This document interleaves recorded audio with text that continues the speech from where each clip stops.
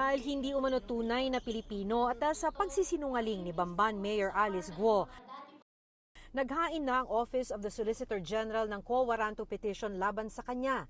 Layo ng petisyon na tuluyang ipawalang bisa ang proklamasyon kay Guo bilang mayor at ang pagtanggal sa kanya sa pwesto. Guo Huaping na ang ginamit na pangalan sa petisyon na naglarawan sa kanya bilang Chinese national na ilang taon na umanong nagpapanggap bilang Alice Leal Guo. Iisang tao lang daw sina Alice Leal Guo at Guo Huaping dahil iisa ang kanilang fingerprint base sa pagsusuri ng NBI. Kabilang sa pinagbasihan ng alien fingerprint card na isinumite ni Guo Huaping sa immigration nang pumasok sa Pilipinas noong June 12, 1999. 8 years old lang siya noon. Nakasaad sa alien fingerprint card na ipinanganak at nakatira si Guo sa Fujian, China at Chinese ang kanyang citizenship. Chinese din ang kanyang mga magulang. 1999 din nag-apply ang kanyang inang si Lin Wenyi ng Special Investors Resident Visa o SIRV sa Board of Investments. Bilang dependent, nabigyan din si Guo Huaping ng visang ito. Sa application process para rito, isinumite nila ang kanilang Chinese passports. 30 beses daw ginamit ni Guo Huaping ang Special Investors Resident Visa sa kanyang mga biyahe papasok at palabas ng Pilipinas. Pero wala na siyang mga travel record mula noong March 22, 2011.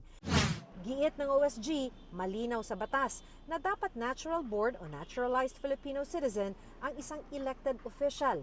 Hindi rin naman daw naturalized Filipino si Guo dahil hindi Filipino ang ina o ama ng siya'y ipinanganak. Ayon sa OSG, matinding pagsisinungaling ang ginawa ni Guo Huaping alias Alice Guo nang sabihing Pilipino siya sa kanyang Philippine passport, voters registration record at certificate of candidacy. Wala raw legal na basihan ng certificate of live birth ni Alice Leal Guo. Wala rin daw record ng birth, marriage o death ang Philippine Statistics Authority sa mga inilista niyang mga magulang. Pero kahit peke ang mga impormasyon, pinatotohanan pa rin ito ni Guo nang maghain siya ng Certificate of Candidacy para kumandidato bilang alkalde ng Bamban, Tarlac. Sinisikap pa ng GMA Integrated News na kunin ang panig ni Guo. Lumaki po ako sa farm. Isa na rin po si na-mention ko po nung nakaraan po na Senate hearing, si Teacher Rubilin po, nakasama ko rin po siya.